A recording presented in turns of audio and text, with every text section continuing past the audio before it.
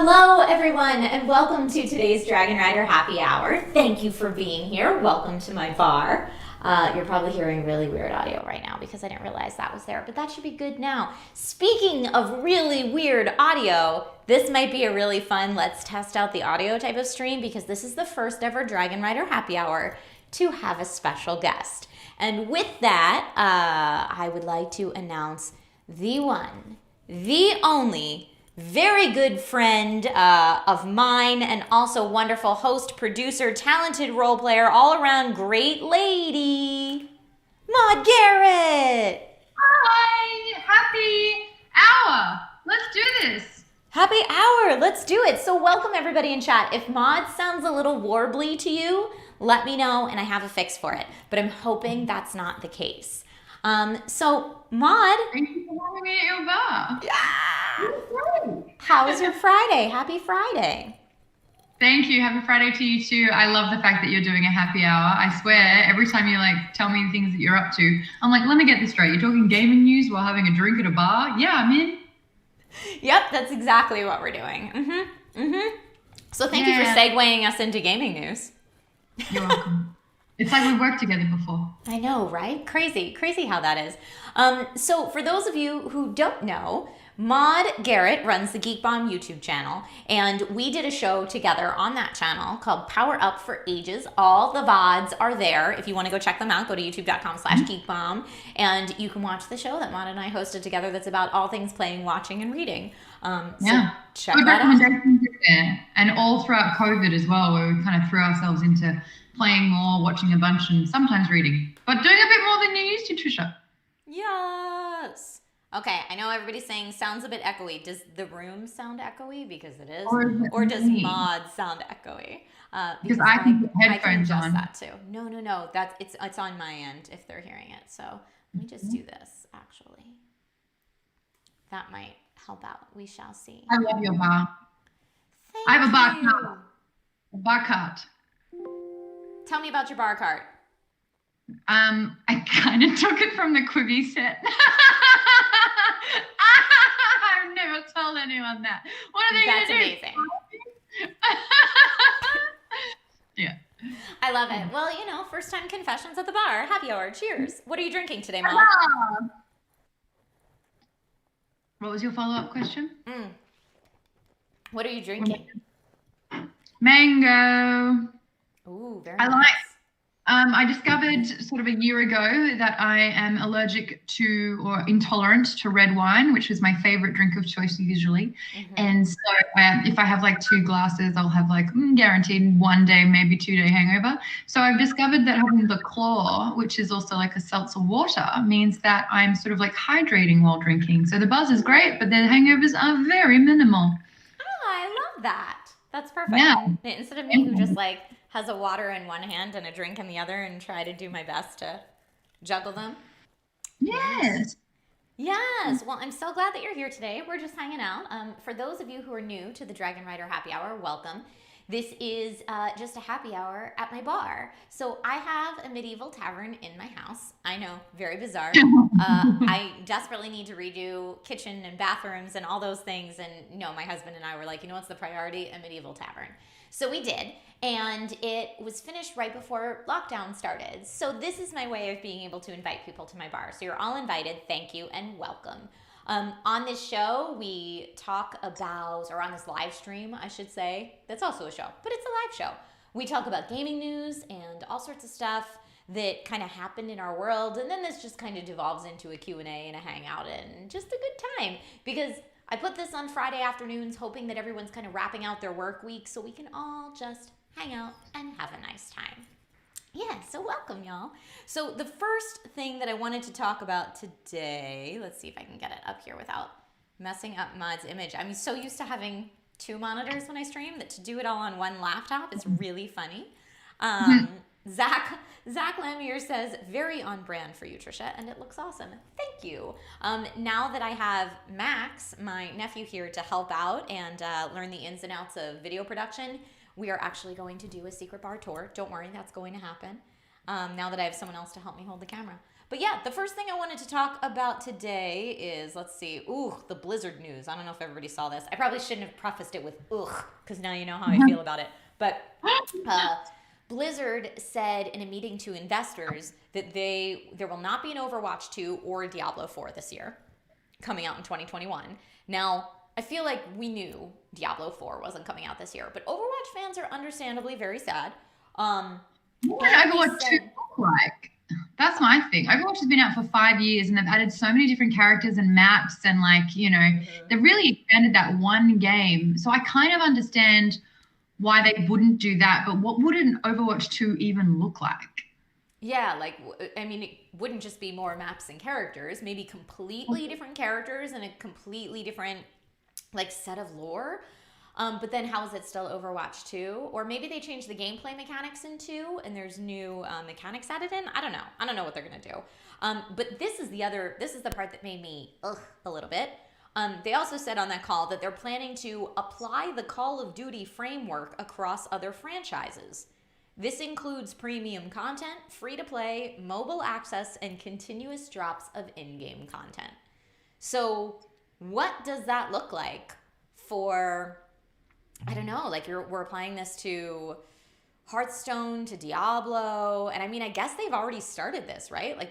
Hearthstone's free to play with premium content, and Diablo, now we are seeing Diablo Immortal releasing this year, the mobile version. I don't know, Maude, you were making a face. I did, only because I just feel like Blizzard is so kind of uniquely Blizzard, and they have their own sort of very established tone, and the same for Activision. But I know that now that they're under the same umbrella, to kind of lend and borrow from each other seems to be sort of watering down what they have built.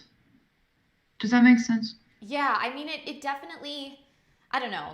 I grew up being a big fan of Blizzard games, right? And Blizzard back in the original Diablo or Diablo 2, WoW days, StarCraft, all of that. Back then, it felt like a different company, and it felt like a company that took their time with games and released games when they were ready and they were awesome, and there was a lot of love poured into them. And it's easy to say it's all Activision's fault, but it definitely seems like there was a shift somewhere where they started caring more about the bottom line and their stock prices than about the games. At least that's how it feels as an outside observer. I don't know anything about the inside workings of that company, so I can't speak to that with any kind of authority. But I think a lot of people are kind of seeing these announcements and feeling that way. Maude, would you agree with that? 100% I would agree with that, yes. And I really agree with Stephen Summers' comment saying Activision is right behind EA as the most evil game company. I think you've got to put gamers first, and it's about the exploration of the game, and more we're seeing ways where they can kind of exploit the gamer, especially EA with their, we're just going to put a lot of sort of paid upsell and microtransactions in games. And it's just it's starting, you're right, it's starting to feel more and more like a company and how they can get more money from us than it is to celebrate being a gamer. Right. And the interesting thing about that is people aren't angry at Call of Duty all the time for the way that works. So why is it so much better received with Call of Duty than it is with Blizzard titles? Is it because that's the way it's always been with Call of Duty? And we're not used to it that way? Maude, you're kind of nodding. I want to call out Nathan S. Thank you so much for the super chat. Says, love you guys together, and that Power Down is back on Patreon. Maude and I are both very happy to do Power Down again, and I'm so happy to have you on the happy hour because we just miss hanging out. Yeah, seriously. It was when we had 2 or 3 months off, and I was like, I miss you. I know. And we initially said we were going to stream co-op or competitive games together every Thursday, but business be business and lives get crazy, especially in pandemic. And both Maude and I not only work as on-camera personalities, but as producers as well. So a lot of times there's stuff going on behind the scenes that isn't public facing that we're toiling away at for 8 to 10 hours a day behind the scenes, which is also part of why. Also co-op games. Well, we can find them actually. I have a couple in mind. We'll chat. Okay. We'll chat and we'll make it happen. But I think that's another reason why Maude and I get together and get along so well is because we're both kind of wearing the producer as well as the talent hats, and we understand what that is like. And it's a lot. Yeah, and we're also slight workaholics. So the fact that we're combining working and socializing and drinking is brilliant. If I do say myself. Honestly, part of my New Year resolution for 2021 was to take it a little easier on myself and work smarter, not harder. And the Dragonrider happy hour being placed at 2 p.m. my time is so that I stop working after this. Yeah. Now, that being said, I do have one call after this today. Oh, you do? Cheated today, but this is the goal. Yes, yeah, I don't stop until like 10 o'clock tonight doing stuff. But I was telling you about the Australian culture, and that is from 3 o'clock on Friday afternoons, businesses like, all of the white collar, so all the offices will actually have a beer or a booze fridge that is stocked thanks to the company, and everyone finishes at 3 o'clock to socialize until like for the next 2 or 3 hours and drink and kind of like talk about the week that was, but just to switch off. And it's a actual sort of like business part of the working week. How cool is that? We all need to do that. I love that. They could never do it here because of liability of drinking and driving home from the office. That's the thing. Never do it in the States. We have a really good public transport system in Australia, so. Perfect. Well, I guess you know what the company could do, because Maude, I think you and I have experienced this together, I believe, is some events where you go to, if there's going to be adult beverages, they will supply guests with an Uber code, which is good for a certain amount of Uber credits, so that Uber can provide you a ride home. Yeah, that, and like I don't really drink more than a couple of drinks anymore. Right. But I'm short though, so if I have one, I'm not getting anywhere near a car. We're due to have drinks buzzed. We're due to get drunk and chat. Wait, would you, Trish? Would I? We haven't been. I have before. I had a pilot that No, we haven't been drunk together in a while. We need to get drunk together again. We could totally. You know what? I'll bring it back. So I want to call out Steven Summers with the super chat. Says Maude and Trisha for G4. Yes, we should host a show together. G4. Are you paying attention? It would be great.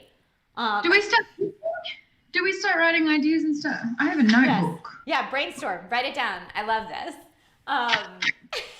But yeah, speaking of show ideas, I would not probably pitch this to G4.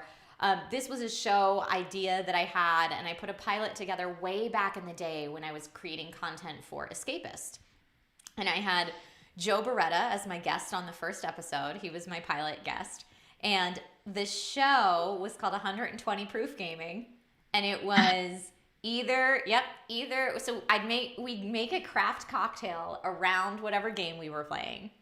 And then that's what we would be drinking while we were playing. And you had to either beat the game or pass out trying. That was the premise of the show. So it was a highlight cut of you trying to beat a co-op game while you're drinking. And so, of course, as the thing progresses, it's like every time you die, you need to take another drink or whatever. And of course, these are craft cocktails. These aren't like beer or wine. So poor Joe and I during the pilot, I live streamed us filming the pilot because it was like a 6 or 7 hour stream trying to beat Bubble Bobble. And it was not okay. I had arranged us rides home and everything like that. But Joe the next day, because he was working for Smosh at the time and I was working for Escapist, so we shared an office. He came over to my desk and was like, I can't believe that's on the internet. I'm a parent. I was not a parent yet. But yeah, it was a mess. So I took down the VOD and we cut it up into a very funny pilot, I will tell you. The pilot was hilarious. But I also thought, if we make this show, I might kill my liver. Your liver will be, exactly. I was thinking exactly that. I mean, we did 2 Truths and a Lie at SourceFed. I think you missed sort of like the drinking components where we started doing drinking games. Oh no. I just got flashbacks of sort of like Raina against like a wall slumped down being like, I'm so drunk. I think I tried to, I can't believe I'm saying this. I think I tried to pick a pimple on someone's face because they were talking to me. I'm like, I didn't get that. And I'm like, I was like, I've crossed a line, haven't I?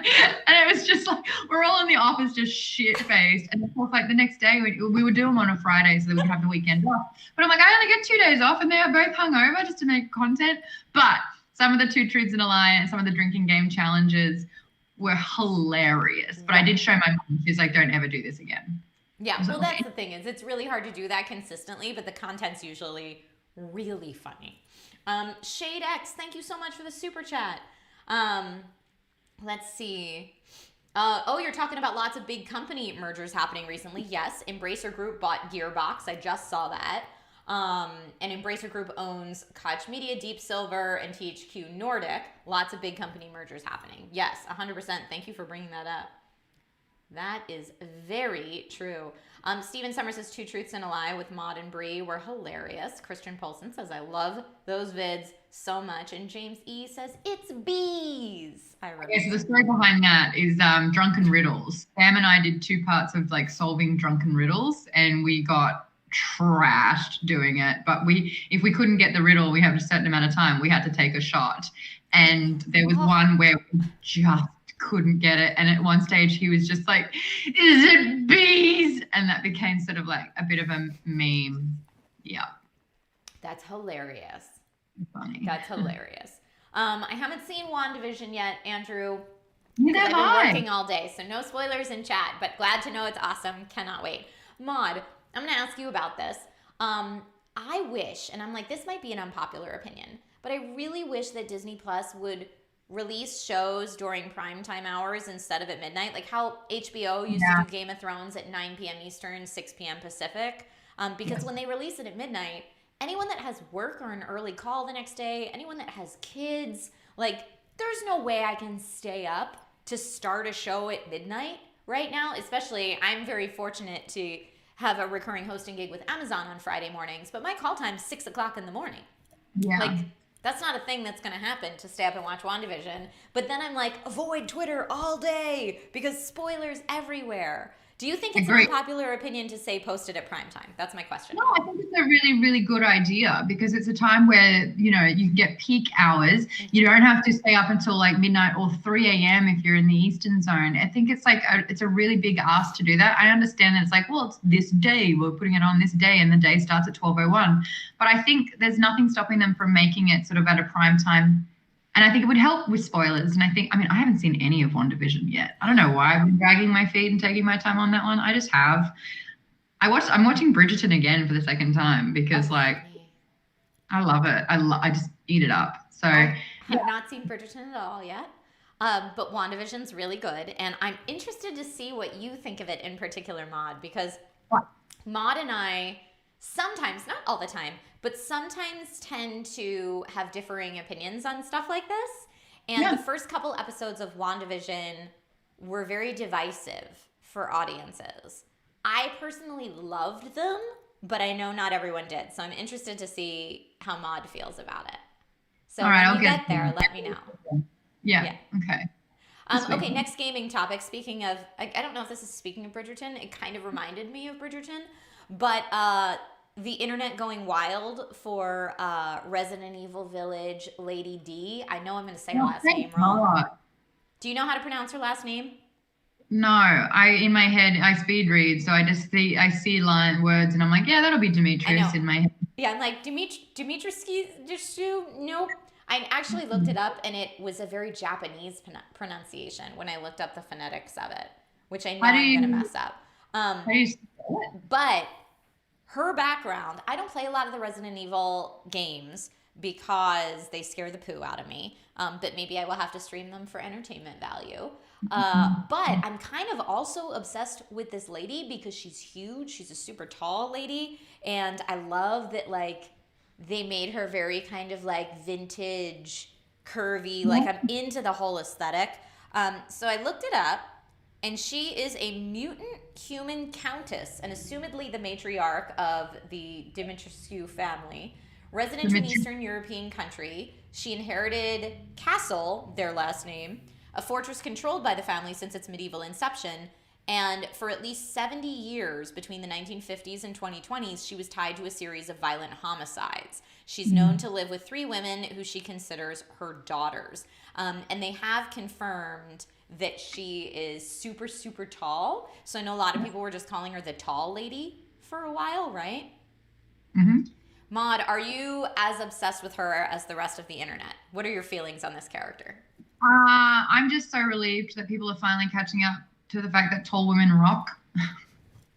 This is like, you know how like everyone has that aura, like, you know, what is it, like Digimon or whatever it is, where it's like, you know, the bigger self comes out. Yeah, so if I were to like put forward my inner goddess to battle, it would look like Lady Dimitrescu, but you know, blonde. So she's got a lot more curves than I do. I would be like the lightning rod version, but still tall women. She's like, what? She like 9'6" or something. Something, yes. She's over 9 foot. I remember Yeah, reading that. she's like a couple of inches taller than me. Yeah, it's awesome. I love it.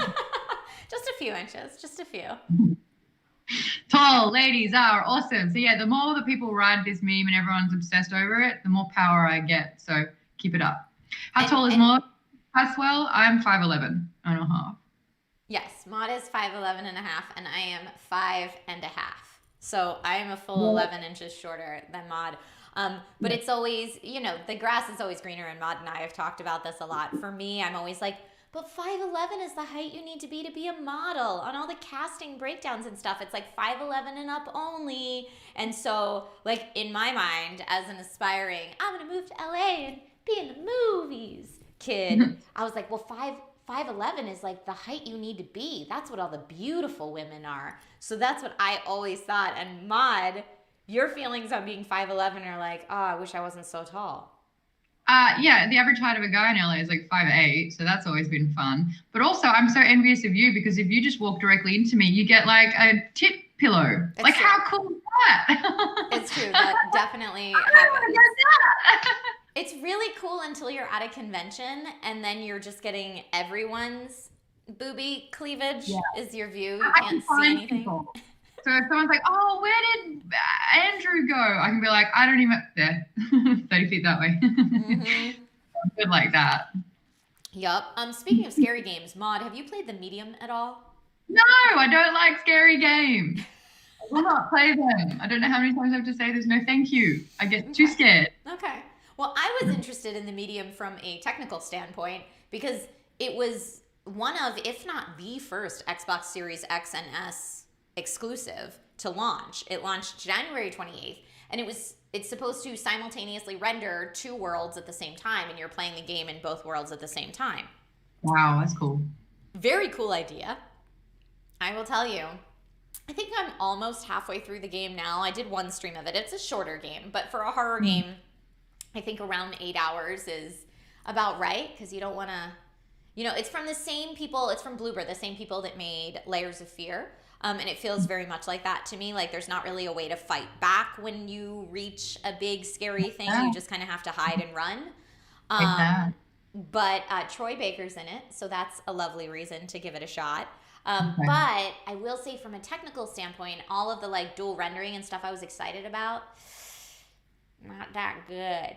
It fails my expectations on that front. At least on PC, the optimization is really poor. And I thank you, Alienware and the Alienware Hive. I'm running a killer desktop PC right now. And that there's no reason that game should have that hard of a time running on that. So I need a little bit more love when it comes to getting the oomph. My CPU just doesn't cut it. Are you proud of me? I feel like in the last 12 months, I've turned into like more of a tech nerd thanks to you and your guidance and your tutelage. Well, you started streaming, and I feel like when you start streaming, you go down that rabbit hole of, and now how can I fix this? And how can I make this better? And what can I do for this? Yeah. I think it's cool with Medium that Troy's in it, and I'm like, hey, remember when you defeated him? You beat Troy in a boss battle. Yeah. I did, yeah. It's a good time. Yeah. You were really good at that. You're very good at that. Yeah, we did. It's true. I didn't think of that. Maybe that'll give me courage to beat him in the medium. You've done it before. Yeah. Right. I do want to finish that game, but yeah, I'm hoping that they can get an optimization at least for PC. I haven't. It's on Game Pass. I haven't tried it yet for the Xbox Series X, but I can't imagine that it runs better on the X. But maybe for optimization reasons, it does. I don't know. I'll have to check it out. Shade X, thank you for the super chat. Says Capcom put out a tweet that Lady D is a bit over 9 feet tall, including heels and hat. I'm over 6 feet tall. Also, pre-ordered Resident Evil Village. Huzzah! I also saw someone in chat say that Resident Evil Village has a free demo this weekend on PS5, in case anyone wants to play the demo. So that is a That's thing. the way to respect gamers, giving demos out to try before you buy. Because I wish I had that with Persona 5. I just wasted $60 on a game that I do not like. Really? So many people love Persona 5. You don't care for it? No. Okay. No, it's kind of like, it feels like a test on to see if you need light flashing warnings and like visual and sound assault. Okay. And it just doesn't stop, and it's a lot. Okay. And everyone's yelling. You can't talk, everyone yells. Now, is it because it's very like anime styled? Yeah. Okay. Which I like. I really like anime. Like, oh my God, Dragon Ball Z, listening to someone scream for 25 minutes while they power up to be a Super Saiyan. Like, yeah, I'm about that. But this one is just like, it was a lot. Mm-hmm. It would focus so much on that instead of the gameplay that I was like, I'd just rather play the game than have this like, yeah. Got it. I get that. I actually haven't played it. But it's on my list of games to play because so many people like it. So maybe I'll move it a little further down the list now then, knowing that. So thank you, Maude, for that feedback. I would have a physical copy. I would give it to you, but it was a digital download, which is how we're going at the moment, yeah. Another downside to getting digital. Hey, I've got a question for you. Pile of shame, what's your worst one? What one's been sitting there the longest that you keep forgetting about? Oh, what game's been sitting there the longest that you keep forgetting about? Oh my gosh. I'm playing, because what I did last night is I wiped my Breath of the Wild game so that I can start that again. So I'm playing Breath of the Wild for the second time. Nice. I played Witcher for the second time, and at the start of COVID, I played Dragon Age 3 Inquisition for the second time, and like these, and Dragon's Dogma for the second time. So I'm playing games that I already love and reinvesting like 70, 80, 132 hours into them. And then my pile of shame is like, are you kidding? What is this? And I'm like, yeah.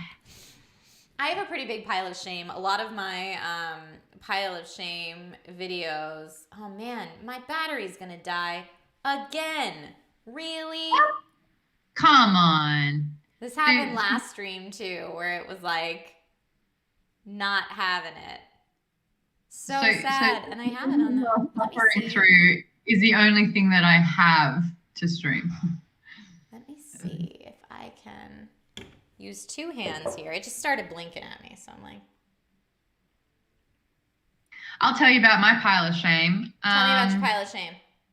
I just play favorites so often, but I want to play Control, but it's free on Xbox Pass, which is great. Control's so good. Enjoy the hell out of it.